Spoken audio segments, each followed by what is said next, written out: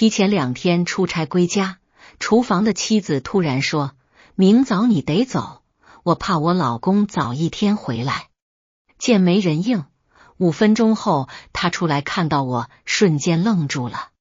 厨房里传来妻子苏婉的声音，带着几分撒娇和急切：“明早你就得走，我怕我老公提早1日回来。”我站在玄关，手里还拎着行李箱。5秒、10秒，没人回应。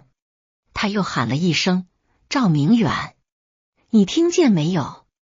我放下行李箱，靠在墙边，看着厨房的方向。厨房门半掩着，里面传来锅铲碰铁锅的声音，还有另一个人的脚步声。苏婉又说，他这次出差说好5天的，今天才第3天，应该不会回来。但你明早必须走，万一他提前回来撞见，我怎么说？里面有人低声说了句什么。苏婉笑了，笑声很轻很甜，那种笑声我已经3年没听到过了。我掏出手机，打开录音，然后轻轻推开了客厅的推拉门。5分钟后，厨房门开了，苏婉端着一盘菜走出来，围裙还系在腰上，头发随意扎着，脸上带着刚做完饭的红润。她看见我的瞬间，手里的盘子直接摔在地上，瓷片炸开，汤汁溅了一地。她的嘴唇动了动，脸色从红润变成惨白，瞳孔猛地收缩，整个人像被定在了原地。厨房里传来一个男人的声音：“婉儿，怎么了？谁来了？”苏婉没有回答，她的眼睛死死盯着我，嘴唇哆嗦着，一个字都说不出来。我看着她，语气平静：“我提早回来了，你不高兴？”厨房里安静了3秒，然后一个男人走了出来，他穿着苏婉的粉色围裙，手里还拿着锅铲。看见我的那一刻，脸上的表情从疑惑变成了惊恐。我认识他，赵明远，苏婉的大学同学，我们婚礼上他还来敬过酒。苏婉终于找回了声音，但声音已经完全变了调。周衍，你怎么？我怎么提早回来了？我替他把话说完，项目提前结束了，我想给你个惊喜。我看着地上的碎瓷片，笑了笑，看来惊喜确实不小。赵明远手里的锅铲掉在地上，发出清脆的响声。3天前，我在深圳的项目现场，那是个大型商业综合体的幕墙工程，我是设计方的现场负责人。项目赶工期，我已经连续加班了半个月，整个人瘦了1圈。项目经理老刘拍着我的肩膀说：“周工，明天结构验收完了，你就可以撤了，剩下的事交给小张。”我掏出手机给苏婉发了条消息：“项目快结束了，大概后天能回。”他回得很快：“太好了，我等你。”我看着那条消息，心里涌起一阵暖意。我和苏婉结婚3年，感情一直不错。她在市图书馆工作，朝9晚5，生活规律。我搞建筑设计，经常出差，但每次回家她都会做一桌子菜。同事们都说我命好，娶了个又漂亮又贤惠的老婆。我也这么觉得。第2天结构验收顺利通过，我订了当晚的机票，比预计提早了2天。我想给他一个惊喜。上飞机前，我给他发了条消息：今晚早点睡，明天有个好消息告诉你。他回了一个笑脸表情。飞机落地时是晚上9点半，我打车回家，一路上还在想他看到我时的表情。出租车停在小区门口，我拖着行李箱往里走。小区很安静，路灯昏黄，几棵桂花树飘着淡淡的香味。我掏出钥匙，轻轻打开家门。客厅的灯亮着，电视开着，播着一档综艺节目，但沙发上没人。我放下行李箱，喊了一声婉儿，没人回应。我往卧室走去，门虚掩着，里面没有灯光。推开门的瞬间，我闻到了一股陌生的香水味，不是苏婉平时用的那种。我皱了皱眉，打开灯。卧室里一切正常，床铺整齐，窗帘拉得好好的，但那股香水味若有若无地飘在空气里。我走到衣柜前，拉开柜门。苏婉的衣服挂得整整齐齐，我的衣服也都在，一切看起来都很正常，但我总觉得哪里不对。我关上衣柜，转身时，余光扫到床头柜上放着一只男士手表，不是我的。我拿起那只表，仔细看了看，是个我不认识的牌子，但做工很精致，表带还是温的，像是刚摘下来不久。我的心沉了一下，我把表放回原处，拿出手机，打开家里的监控啦。这套监控是我去年装的，当时是为了防小偷，苏婉也知道。我调出今天的录像，快进着看了一遍。下午2点，苏婉出门。下午4点，她回来了，身后跟着一个男人。画面里，那个男人穿着深蓝色衬衫，身材高大，进门后直接搂住了苏婉的腰。苏婉没有推开他，我的心跳开始加速。我继续快进。那个男人在客厅坐了一会儿，然后两人一起进了厨房，再然后他们进了卧室。录像一直持续到晚上7点，两人从卧室出来，又进了厨房。我关掉手机，深吸了一口气，手在发抖。我坐在客厅的沙发上，盯着天花板，脑子里一片空白。3年来，我每个月按时把工资卡交给他，出差回来给他带礼物，他生病我请假照顾，他想要什么我尽量满足。我以为我们的婚姻很牢固，我以为他至少会尊重我。我坐了整整10分钟，然后站起来，打开行李箱，把里面的东西整理好。然后我拿起手机，拨了一个号码。喂，张律师，我是周衍，有件事想咨询你。张律师是我大学同学，专做婚姻家事案件。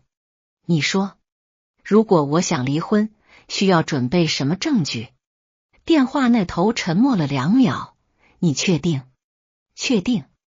那好，明天你来我事务所一趟，我跟你详细说。挂了电话，我走进书房，打开电脑，开始整理这些年来的银行流水、转账记录、聊天记录。我翻到苏婉和赵明远的聊天记录，他们从半年前开始频繁联系，内容从最初的普通问候，慢慢变成暧昧，再到后来的露骨。我看着那些文字，感觉心脏被什么东西攥住了，但我没有关掉页面。我把所有记录截图、保存、备份。做完这一切，已经是凌晨1点。我躺在沙发上，闭着眼睛，但根本睡不着。脑子里反复回放着监控画面里的那些片段。第2天一早，我去了张律师的事务所。张律师听完我的情况，推了推眼镜，证据够不够硬？我把手机里的截图和监控录像给他看，他看完后点了点头，够硬。但你要想清楚，一旦撕破脸，就没有回头路了。我想得很清楚。那好，我建议你先不动声色，把该拿的证据拿全，尤其是财产方面的。你刚才说，你的工资卡一直是他管着。对，那你的工资卡流水，他取款的记录，你们共同账户的变动，全部要调出来。另外，如果有房产、车辆、存款，也要搞清楚现在是什么状态。我点头，我回去就查。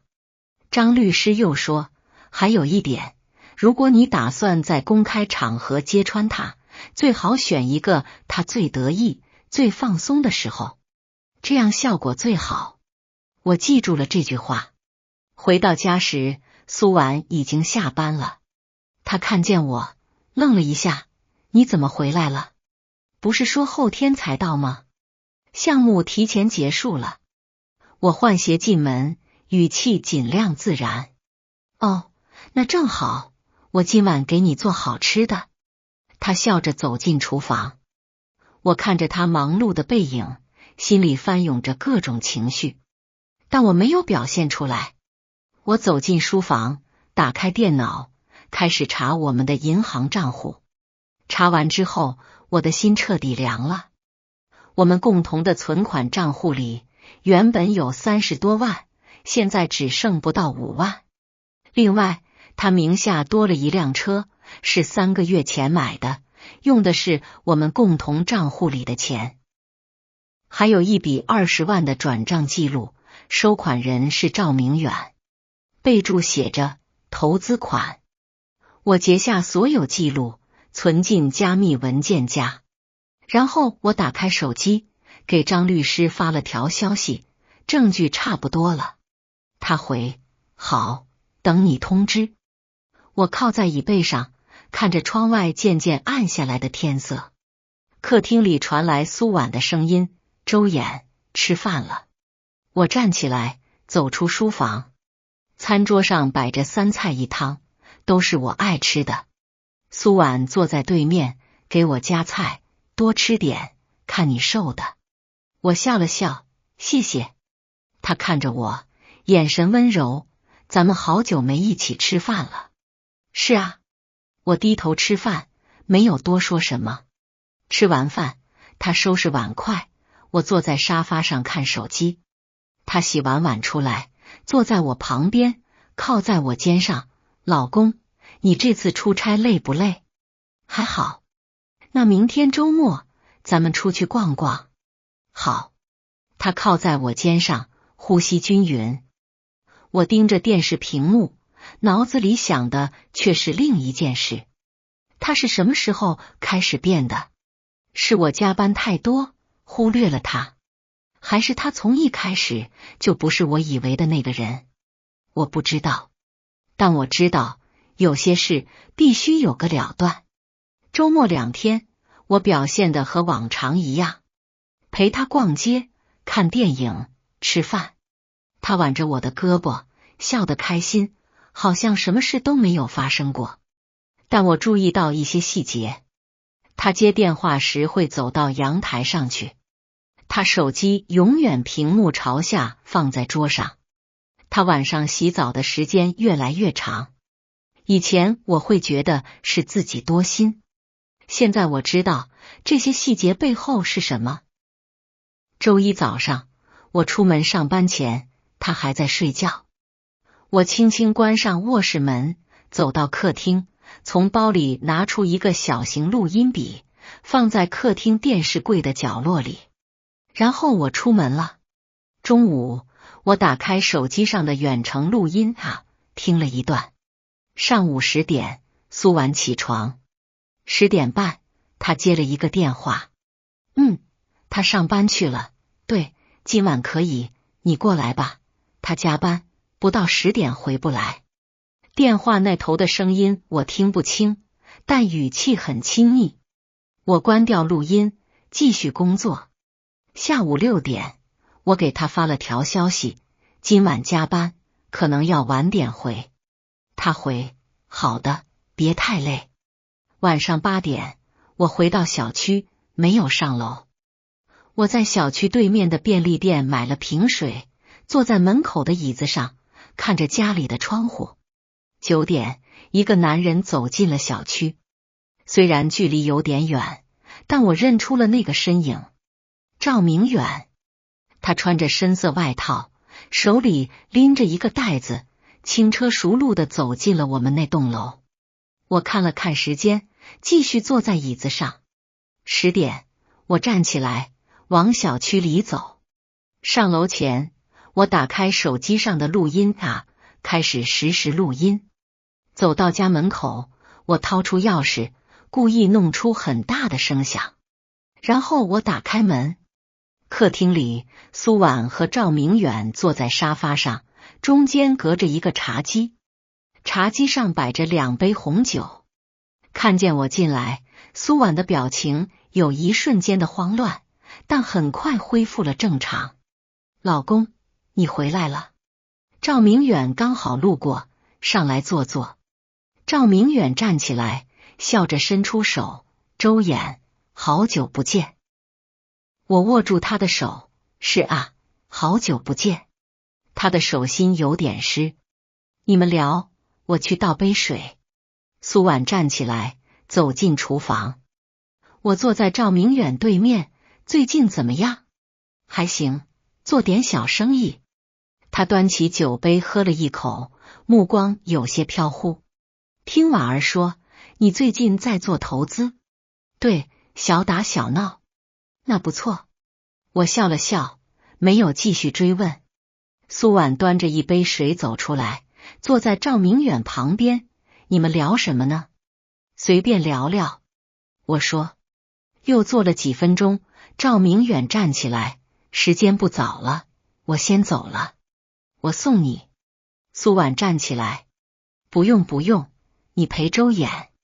赵明远摆摆手，快步走向门口。门关上后，客厅里安静了几秒。苏婉坐回沙发上，端起酒杯，他刚好路过，就上来坐了会儿。你不会介意吧？有什么好介意的？我站起来，我去洗澡了。走进浴室，我关上门，打开手机上的录音文件。刚才客厅里的对话全部录下来了，虽然没有什么实质性的内容，但至少证明赵明远来过。我关掉录音，打开淋浴，热水冲在身上，我闭着眼睛，脑子里飞速运转。张律师说的对，要在他最得意、最放松的时候出手。那是什么时候？我想到了下周末，苏婉的生日。他说过想请几个朋友来家里吃饭，好好庆祝一下。我答应了，说帮他张罗。他很高兴，抱着我亲了一口。我看着他开心的样子，心里想的是另一件事。生日那天应该是个好时机。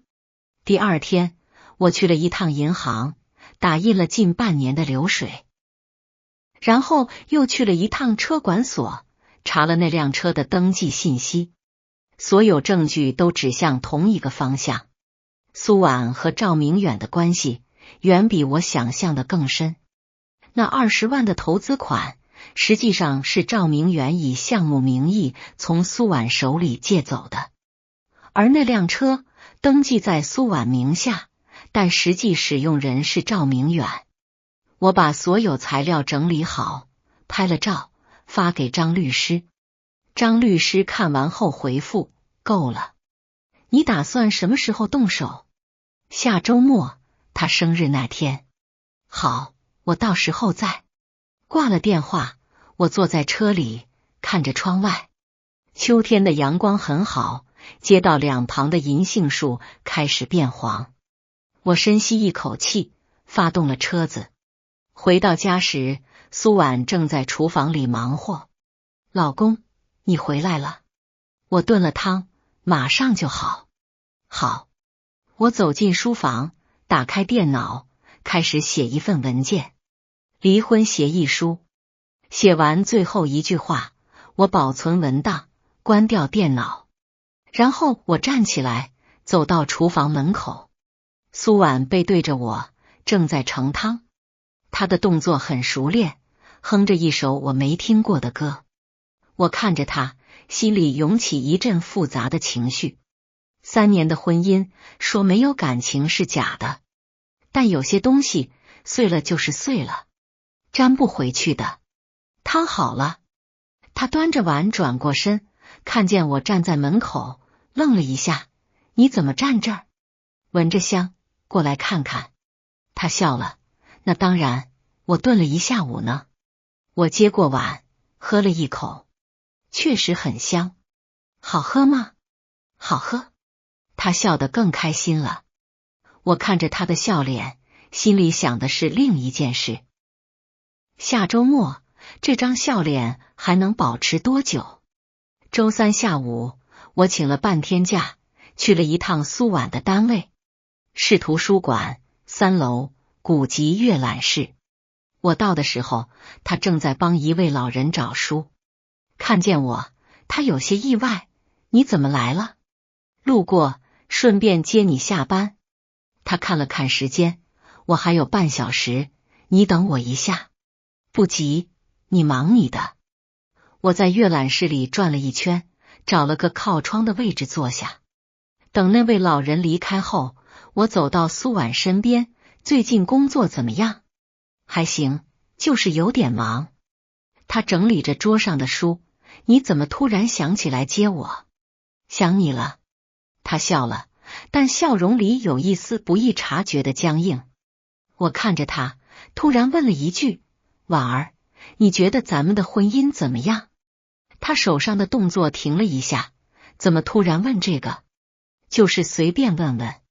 他放下书，看着我：“挺好的啊，你对我好，我也对你好，不是吗？”“是啊。”我点点头，“挺好的。”他看着我，眼神里有一丝探究：“周衍，你今天怎么了？怪怪的。”“没有，就是突然想聊聊。”我站起来：“你忙吧，我去外面等你。”走出阅览室，我靠在走廊的墙上，掏出手机。张律师发来一条消息：“查到了，赵明远名下有一家公司，注册资金100万，但实际出资人是苏婉。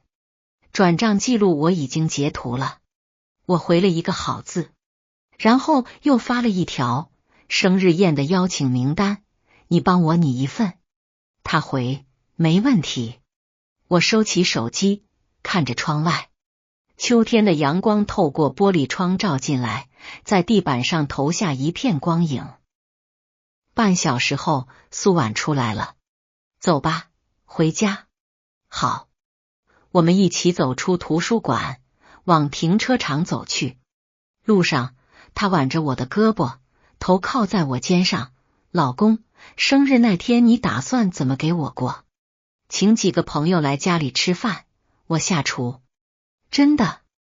他抬起头，眼睛亮了一下：“你亲自下厨？”“给你做一桌你爱吃的。”“太好了。”他在我脸上亲了一口：“老公你最好了。”我笑了笑，没有说什么。回到家，他兴冲冲的开始列邀请名单。我想请赵明远，还有他女朋友，还有我们单位的几个同事。“好，你定。”他拿着笔在纸上写画画，脸上带着期待的笑容。我坐在旁边看着他，他写完后把纸递给我：“你看看还有没有要加的？”我扫了一眼名单，上面有8个人，赵明远的名字排在第1个。够了，人太多也忙不过来。那好，就这么定了。他把纸收起来，靠在我肩上：“老公，谢谢你。”“谢什么？”“谢谢你对我这么好。”我没有回答。周5晚上，苏婉说要去超市买生日宴的食材。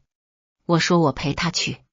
他摆摆手：“不用，你在家休息吧，我一个人就行。”他出门后，我走到书房，打开电脑，邮箱里有一封新邮件，是张律师发来的。附件是一份完整的证据清单，包括银行流水、转账记录、聊天截图、监控录像、录音文件。邮件最后写着一句话：“所有材料已公证，随时可以提交。”我回复：“收到。”然后我关掉电脑，走到客厅，坐在沙发上。电视开着，但我没看。我盯着天花板，脑子里一遍遍过着计划。生日宴当天，我会当着所有人的面把证据一份份摆出来，然后提出离婚。苏婉会怎么反应？赵明远会怎么反应？那些被请来的客人又会怎么站队？我不知道，但我知道，不管他们怎么站，都改变不了结果。我拿起手机，给张律师发了条消息：周日晚上7点准时开始。他回：收到。周六早上，苏婉起得很早。他说要去美容院做个护理，为明天的生日宴做准备。我躺在床上，看着他化妆、换衣服、出门。门关上后，我坐起来，拿起手机。监控 App 显示，他出门后直接去了美容院。但1个小时后，他的手机定位显示在另一个地方，一个小区。我查了一下那个小区的名字，赵明远住的地方。我关掉手机，靠在床头。窗外阳光很好，但我心里一片阴冷。下午，苏婉回来了，她拎着几个购物袋，脸上带着笑容。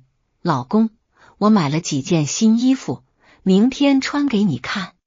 好。她走进卧室，开始试衣服。我坐在客厅里，听着她在卧室里喊：这件好看吗？好看。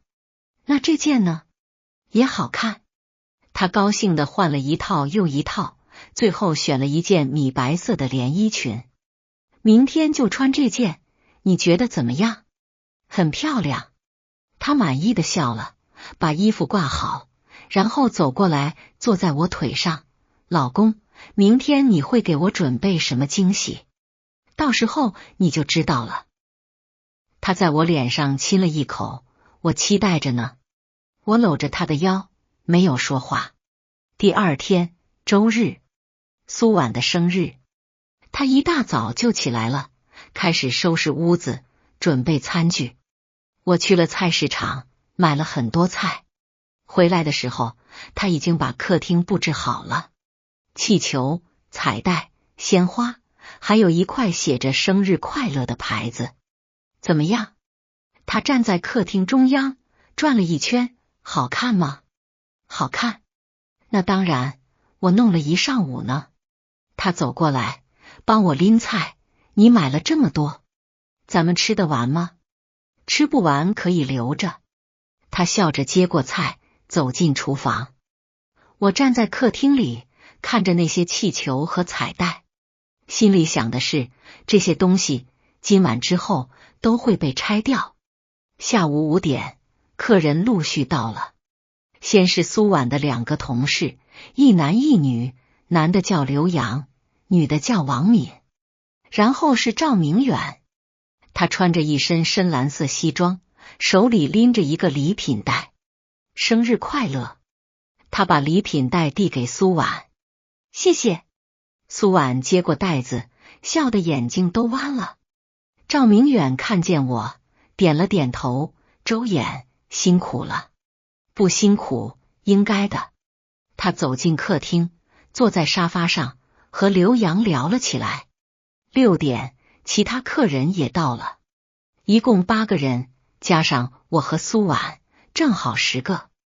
大家围坐在餐桌旁，气氛很热闹。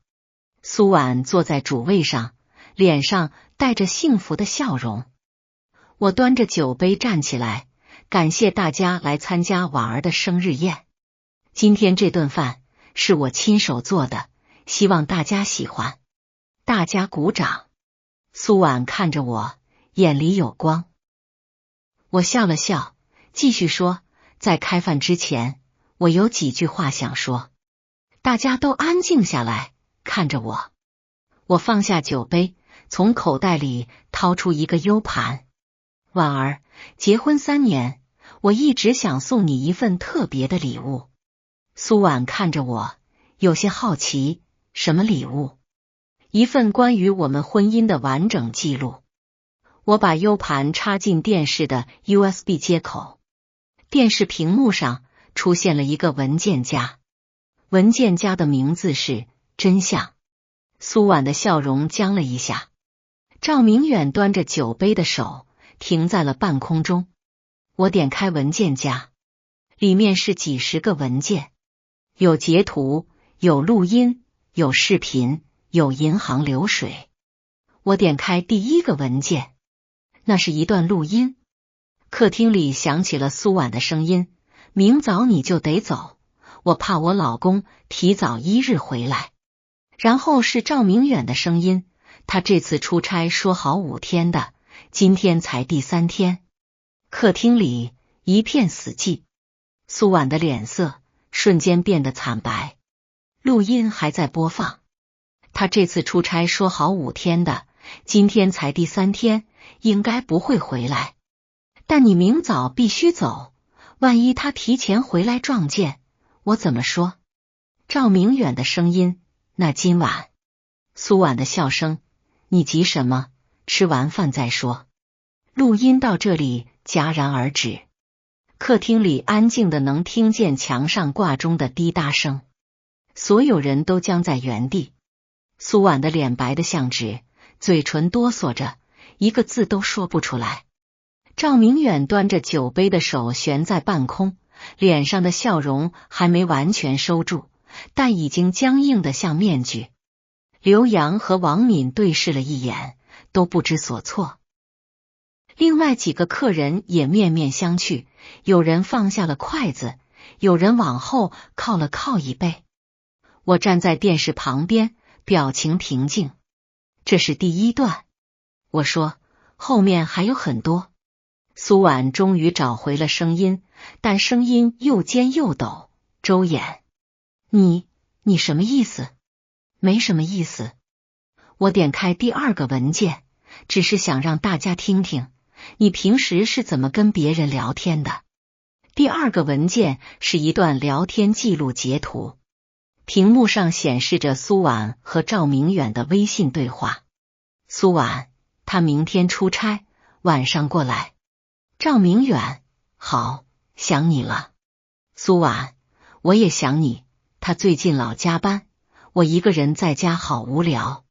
赵明远，快了，等那笔投资到位，咱们就不用偷偷摸摸了。苏婉，我等你。客厅里响起一阵倒吸凉气的声音。王敏用手捂住了嘴。刘洋低下头，假装在看手机。赵明远的脸色也变了，从僵硬变成了铁青。他放下酒杯，站起来。周衍，你这是什么意思？你这是侵犯隐私。侵犯隐私？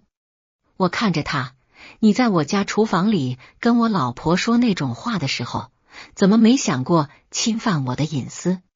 你别急，还有。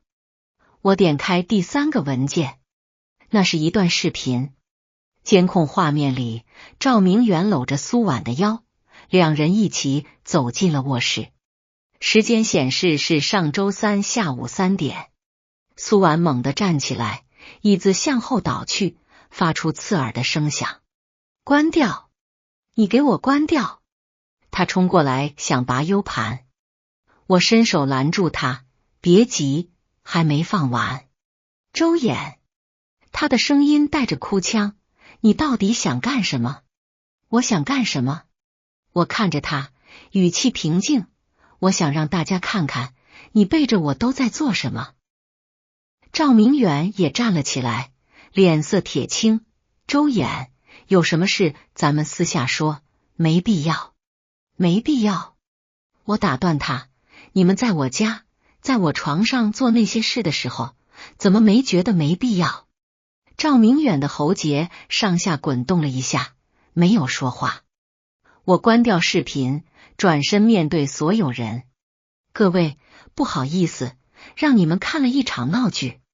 我说，但我觉得有些事应该让大家知道真相。苏婉的眼泪终于掉下来了，她哭得很厉害，肩膀一抽一抽的。周衍，我知道错了，你原谅我这一次。原谅？我看着他，你跟他在一起半年了，花着我们共同账户里的钱给他买车，给他投资，你觉得一句原谅就够了？我会还的，那笔钱我会还的。还？我笑了笑，你拿什么还？你的工资？还是他的投资？赵明远站在一旁，脸色难看得像吃了苍蝇。他张了张嘴，想说什么，但最终什么都没说出来。刘洋终于开口了，周衍，要不咱们先散了，你们两口子好好谈谈。不用，我说，今天本来就是请大家来吃饭的，饭还没吃，怎么能散？我端起酒杯，来，大家先喝一杯。没有人动，所有人都看着我，眼神复杂。苏婉还在哭，眼泪把妆都哭花了。赵明远站在角落里，脸色阴沉。我放下酒杯，叹了口气，既然大家都不喝，那我就不勉强了。我走到电视旁边，拔下 U 盘。今天这顿饭是我亲手做的，大家还是吃完再走吧。我说，毕竟以后可能没机会了。说完，我转身走进厨房，身后传来苏婉的哭声和赵明远压低声音的争吵。我关上门，靠在料理台上，深吸了一口气，手在微微发抖，不是害怕，是愤怒。那些证据我整理了很多遍，以为自己已经麻木了，但刚才放出来的时候，那种被背叛的感觉还是像刀子一样扎在心上。我站了一会儿，平复了一下情绪，然后打开冰箱，拿出准备好的食材。既然戏已经开场，那就演到底。客厅里哭声和争吵声渐渐小了，然后传来椅子拖动的声音，有人走了。接着是关门声，又有人走了。我继续切菜，没有出去。过了大概10分钟，厨房门被推开了。王敏站在门口，表情有些尴尬。周衍他们都走了。你没事吧？没事。我把切好的菜放进盘子里，你要不要吃点东西再走？王敏摇了摇头，不了，你保重。他转身走了。客厅里彻底安静下来。我放下菜刀，擦了擦手，走出厨房。客厅里一片狼藉，气球还挂在墙上，彩带还飘在灯下，但人已经走光了。苏婉坐在沙发上，低着头，肩膀还在微微颤抖。赵明远已经不见了。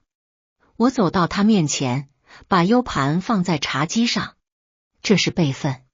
我说，原件我已经交给律师了。苏婉抬起头，眼睛红肿。周衍，你真的要这样吗？哪样？离婚？你觉得我们还能继续吗？他沉默了很久，然后摇了摇头。那不就结了？我坐下来，离婚协议我已经拟好了，明天律师会送过来。你签了，咱们好聚好散。那钱的事，律师会跟你算清楚。我看着他，你转给赵明远的20万，还有那辆车，都是夫妻共同财产，要么他还回来，要么你赔。苏婉的眼泪又掉下来了，他不会还的，那是你的事。我站起来，今晚你睡客房吧，我睡主卧。周衍，晚安。我走进主卧，关上门，靠在门板上，我闭上眼睛，长长的吐了一口气。手机震了一下，张律师发来一条消息，听说宴会上闹得不太愉快。我回，意料之中。他明天上午10点，我事务所见。我好。放下手机，我走到窗边，拉开窗帘。窗外夜色深沉，万家灯火。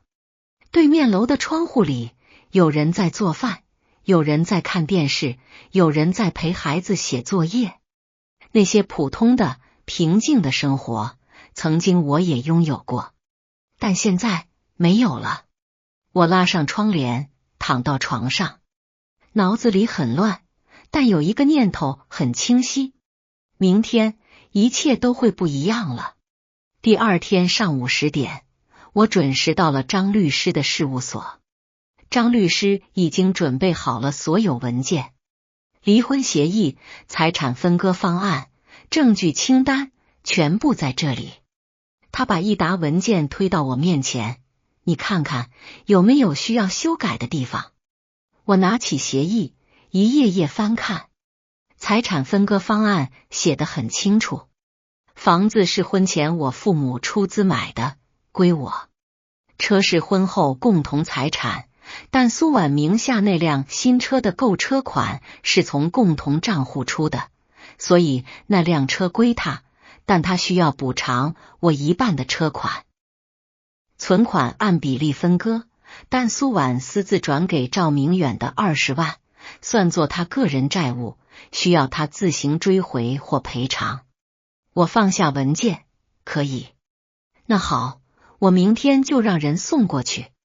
张律师看着我，你确定不给他留点余地？留余地？我笑了笑，他给我留余地了吗？张律师点了点头，没有再劝。我站起来，那我先走了。周衍，他叫住我，你还好吧？还好。我说，比想象中好。走出事务所，我站在路边，看着来来往往的车流。手机响了，是苏婉打来的。我犹豫了一下，还是接了。周衍，你在哪？外面。我想跟你谈谈。谈什么？谈我们的事。没什么好谈的。我说，协议明天会送到你手上，你签了就行。周衍，我知道错了，我真的知道错了。他的声音带着哭腔，听起来很可怜，但我已经不会再心软了。苏婉，咱们好聚好散，别闹得太难看。我说，如果你不签，那就只能走诉讼程序了。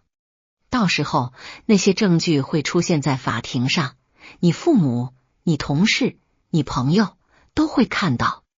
电话那头沉默了很久，然后他挂了。我收起手机，深吸了一口气。秋天的风有点凉，吹在脸上，很清醒。我拦了一辆出租车，回了公司。办公室里，同事们都在忙。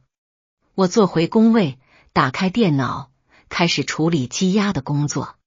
项目经理老刘走过来，拍了拍我的肩膀，周工，听说你家里出了点事。没事，处理完了。那就好。他没有多问，转身走了。我继续工作。下午5点，我收拾东西准备下班，手机又响了，是一个陌生号码。我接起来，喂，周衍，我是赵明远。我停下手里的动作，有事，我想跟你谈谈。谈什么？谈苏婉的事。没什么好谈的。我说，你们的事，你们自己处理。周衍，那20万我会还的，你给我点时间。那是你跟苏婉的事，跟我没关系。我打断他，要还，你还给他。至于他怎么跟我清算，那是我们的事。周衍，我挂了电话，走出办公室，天已经快黑了，路灯亮起来，街道上人来人往。我走在人群中，感觉自己像个局外人。回到家，客厅里已经收拾干净了，气球和彩带都不见了，地上也拖过了。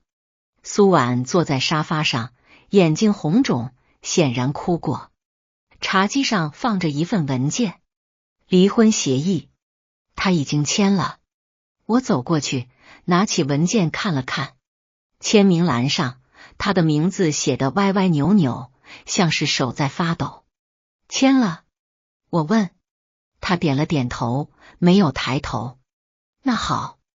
我把文件收起来，明天我去办手续。周衍，他抬起头，眼泪又掉下来了。你真的一点都不在乎了吗？我看着他，沉默了几秒。在乎，我说，但有些事在乎也没用。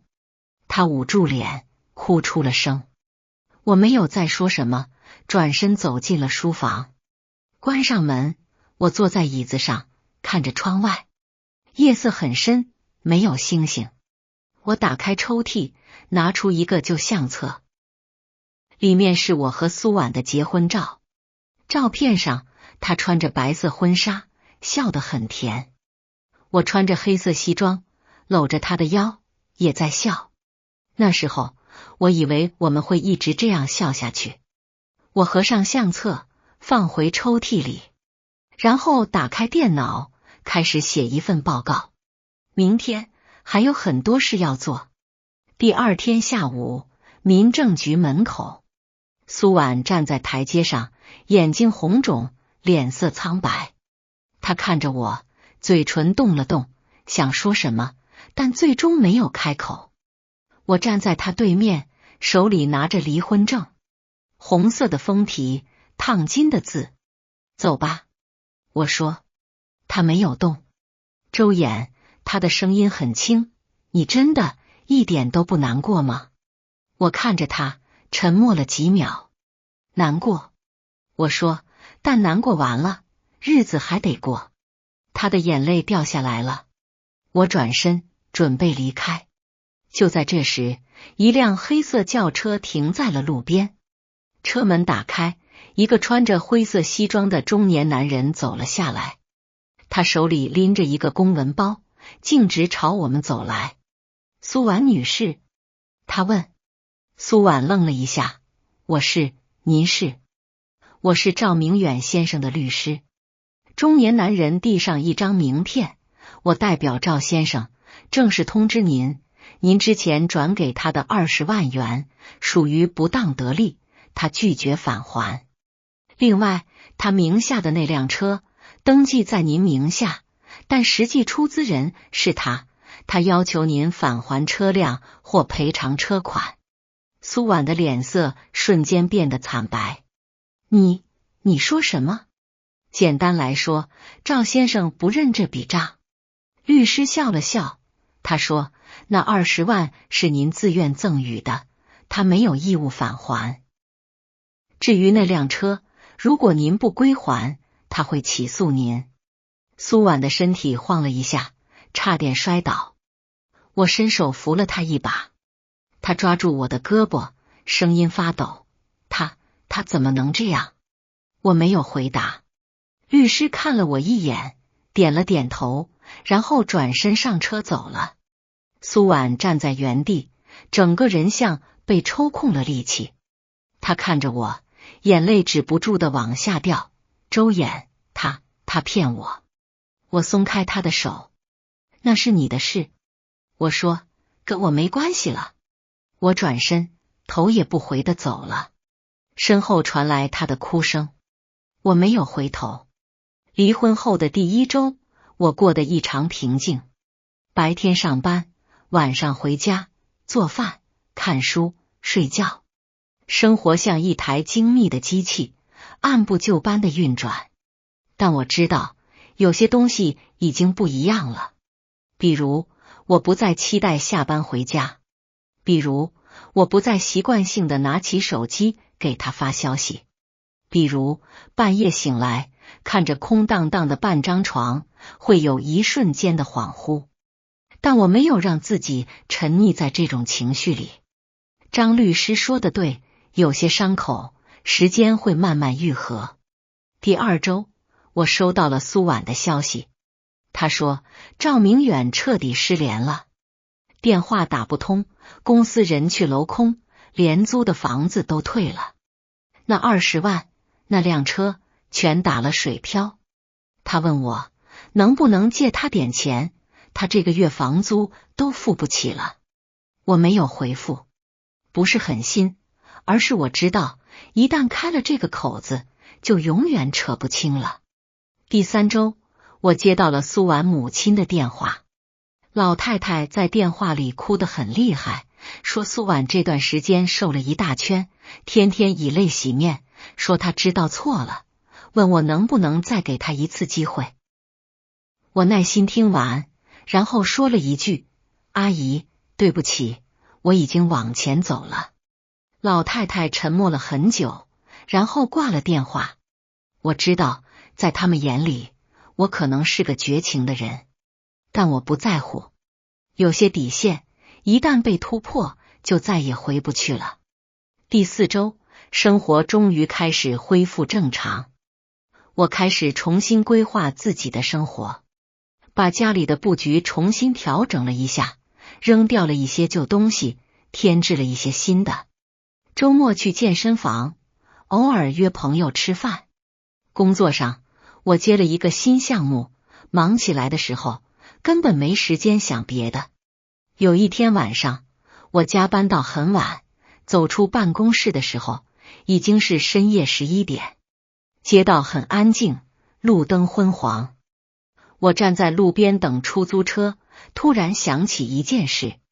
今天是苏婉的生日，去年今天我还给她做了一桌子菜。今年今天她大概一个人在出租屋里哭吧。出租车来了，我拉开车门坐进去。师傅，去滨江路。车子启动，窗外的夜景飞速后退。我靠在座椅上，闭上眼睛，脑子里闪过很多画面，但最终都归于平静。第5周，我接到了张律师的电话。周衍，有个事跟你说一下。你说？赵明远被抓了。我愣了一下，什么？涉嫌诈骗，涉案金额不小，已经被刑事拘留了。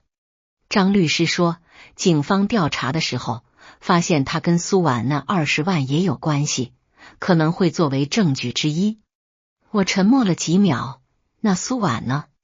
他没事，但他那20万估计是追不回来了。张律师顿了顿，不过这对你来说应该算是好消息吧？算是吧，我说。挂了电话，我站在窗前，看着外面的天空。秋天的天空很高，很蓝。我深吸了一口气，感觉胸口那块压了很久的石头终于松动了一点。第6周，我收到了一个快递，打开一看，是一封信，苏婉写的。信很短，只有几行字：周衍，对不起。我知道这3个字现在说什么都没用了，但我还是想跟你说，谢谢你曾经对我那么好，是我自己没珍惜。祝你以后幸福，苏婉。我把信折好，放回信封里，然后把它放进了抽屉最底层，和那本结婚照放在一起。有些东西可以原谅，但不会忘记；有些记忆可以封存，但不会消失。第7周，我接到了一个意外的电话，是王敏打来的，苏婉以前的同事。周衍，好久不见。好久不见。那个，我想跟你说个事。他犹豫了一下，苏婉辞职了。他好像过得不太好。我没有说话。我知道我不该多嘴，王敏说，但我觉得你应该知道。谢谢。我说，我知道了。挂了电话，我坐在沙发上，看着天花板。过了很久，我站起来，走进厨房，给自己煮了一碗面，热气腾腾的面条，加了一个荷包蛋。我坐在餐桌前，一个人吃完了整碗面，味道还不错。第8周，我接了一个新项目，要去外地出差2周。走之前，我把家里彻底打扫了一遍，该扔的扔，该留的留。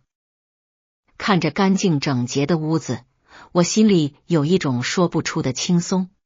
拖着行李箱出门的时候，我回头看了一眼，这个家从今天开始彻底是我一个人的了。关上门，我头也不回的走了。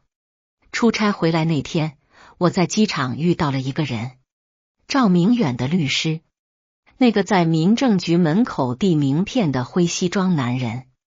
他显然也认出了我，微微愣了一下，然后点了点头。我本来想直接走过去，但他叫住了我。周先生，方便聊2句吗？我停下脚步，有事。关于赵明远的案子，有些情况，我觉得你应该知道。我看着他，沉默了几秒。你说。赵明远被抓之后，交代了很多事。律师说，其中有一件跟你有关系。什么事？他承认，他和苏婉的关系从一开始就是有预谋的。我的心沉了一下，什么意思？苏婉在半年前就认识赵明远了。律师说，赵明远当时正在做一个投资项目，需要资金。他知道苏婉手里有钱，就故意接近他。然后呢？然后他让苏婉从你们的共同账户里赚钱给他。律师顿了顿，苏婉一开始是拒绝的，但赵明远承诺，等投资赚了钱，就带他一起走。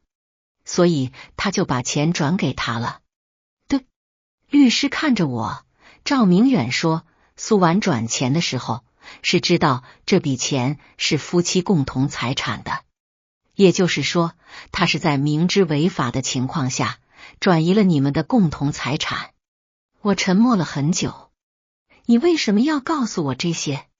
律师笑了笑，因为我觉得你应该知道真相。他转身走了。我站在原地，看着他的背影消失在人群中，心里涌起一种说不清道不明的情绪，不是愤怒，不是悲伤，而是一种深深的疲惫。原来从一开始这就是一场局，而我是那个被蒙在鼓里的人。回到家，我坐在沙发上发了一会儿呆，然后我拿起手机给张律师打了个电话。张律师，我想问个事。你说。如果苏婉转移共同财产的行为是故意的，我可以追究他的法律责任吗？张律师沉默了几秒。可以，但你要想清楚，一旦追究，他可能面临民事赔偿，甚至刑事责任。我知道。你确定？确定。挂了电话，我靠在沙发上，闭上眼睛，脑子里浮现出苏婉的脸，那张曾经让我觉得温暖的脸，现在再看，只剩下陌生。第二天，我去了张律师的事务所，我决定追究。我说。张律师看着我，你想好了？想好了。那好。他拿出一份文件，这是起诉状，你看看。我拿起文件，一页页翻看，上面详细列出了苏婉转移共同财产的证据，以及他应承担的法律责任。我放下文件。可以。那行，我明天就提交法院。走出事务所，我站在路边，看着天空。秋天的天空很蓝，云很白。我深吸了一口气，感觉胸口那块石头终于彻底搬开了。有些事不是不报，时候未到；有些人不是不还，只是还没到还的时候。1周后，苏婉收到了法院的传票。他给我打了电话，声音里带着哭腔。周衍，你真的要告我？是。我已经知道错了，你就不能放过我吗？苏婉，我说，有些错不是一句知道错了就能弥补的。那你要我怎么样？我给你跪下行不行？不需要。我说，法院会给你一个公正的判决。我挂了电话，然后把他拉黑了。1个月后，法院判决下来了，苏婉需要赔偿我15万元，作为转移共同财产的补偿。他没有上诉。判决生效那天，我收到了他的转账，15万，一分不少。我盯着手机屏幕上的转账记录看了很久，然后我关掉手机，继续工作。这件事终于彻底翻篇了。日子一天天过去，冬天来了又走了。春天的时候，我接了一个大项目，忙得脚不沾地，每天早出晚归，累得倒头就睡。但很奇怪，我反而觉得这样的生活很充实，没有时间去想那些乱七八糟的事，没有精力去难过。工作成了最好的药。5月份，项目终于结束了。项目经理老刘请全组吃饭，庆祝项目顺利交付。饭桌上大家都很高兴，喝酒、聊天、吹牛。老刘端着酒杯走到我面前，周公，这项目能成，你功不可没。来，我敬你一杯。我端起酒杯，刘哥客气了，都是大家共同努力的结果。你小子就是太谦虚。老刘拍了拍我的肩膀，不过我喜欢你这种性格，踏实靠谱。我笑了笑，把酒干了。那天晚上我喝的有点多，回到家的时候已经是深夜。我坐在沙发上，看着空荡荡的屋子，突然觉得有点寂寞。不是那种撕心裂肺的寂寞，而是一种淡淡的若有若无的空落感。我打开手机，翻到通讯录，里面有很多名字，但能打电话的好像没几个。我犹豫了一下，拨了一个号码。喂，妈，是我，小眼。这么晚了，怎么了？没事，就是想你了。电话那头沉默了几秒。小眼，你是不是又想起他了？没有。我说，就是突然想听听你的声音。傻孩子。母亲的声音有些哽咽，你要是难受，就回来住几天，妈给你做好吃的。好，周末回去。挂了电话，我靠在沙发上，闭上眼睛。窗外的月光透过窗帘的缝隙照进来，在地板上投下一道银白色的光。我躺在沙发上，慢慢睡着了。周末，我回了老家，母亲做了一桌子菜，都是我爱吃的。父亲开了一瓶白酒，陪我喝了2杯。饭桌上，他们没有提苏婉的事，我也没提。吃完饭，我帮母亲收拾碗筷。她突然说了一句：“小眼，你瘦了。”没有，我体重没变。瘦了。她坚持说下巴都尖了。我笑了笑，那可能是最近工作太忙了。工作再忙，也要注意身体。她看着我，你一个人在外面，要照顾好自己。我知道，妈。她拍了拍我的手，没有再说什么。那天晚上，我睡在小时候的房间里，床单是新换的，枕头上还有洗衣液的香味。我躺在床上，看着天花板上的裂纹。